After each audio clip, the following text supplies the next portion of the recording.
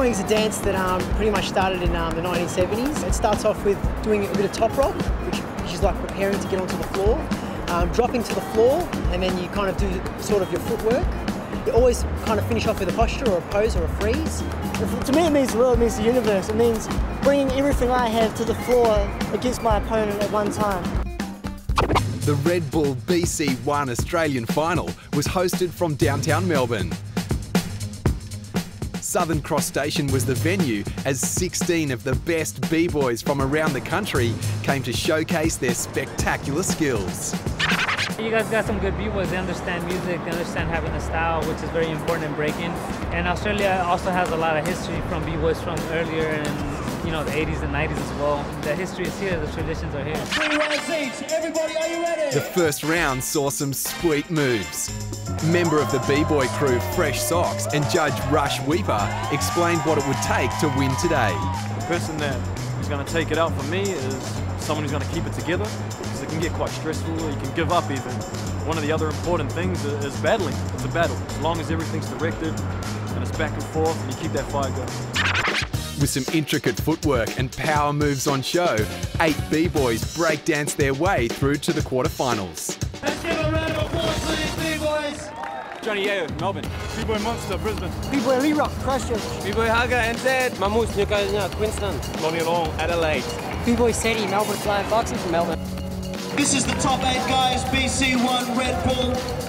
Southern Cross, this is where we're at. Quarterfinal 1 saw Monsta from Brisbane through to the semis. In quarter 2, Melbourne boy Hugger delighted the locals as he progressed to the next round. The right under Hugger from Victoria. The third quarter was won by another local boy, Yeyo.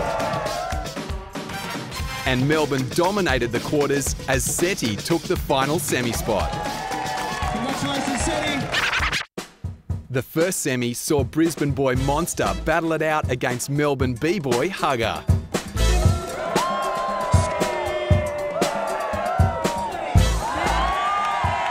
Congratulations, Monsta. The second semi had some real local flavour as Melbourne b-boys Yeyo and Seti went head to head.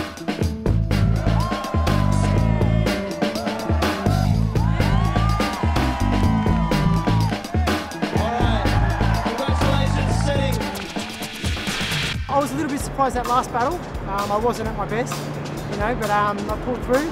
But yeah, I got a few more moves, so yeah, looking forward to it. I am very surprised to be in the final. I haven't trained in a long time due to all my injuries. To make it to the final is it feels pretty good. Are you ready to get this final started? All right, DJ Sage, when you're good, bro, let's rock this thing. The final between Monsta and Seti saw them battle for the right to represent Australia at the Asia Pacific qualifier.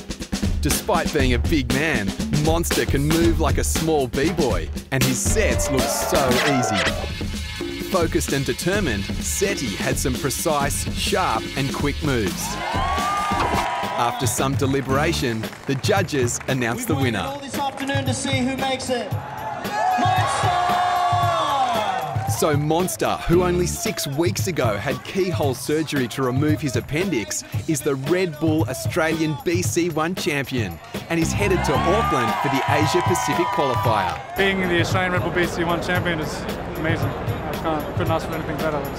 If I could win the next one and go to Rio, that'd be probably the best thing in my life, actually. 25-year-old Monsta, who by day is an industrial designer, can now dream of becoming the 2012 Red Bull BC1 World Champion. To follow Monsta's progress across the Tasman, log on to redbull.com.au.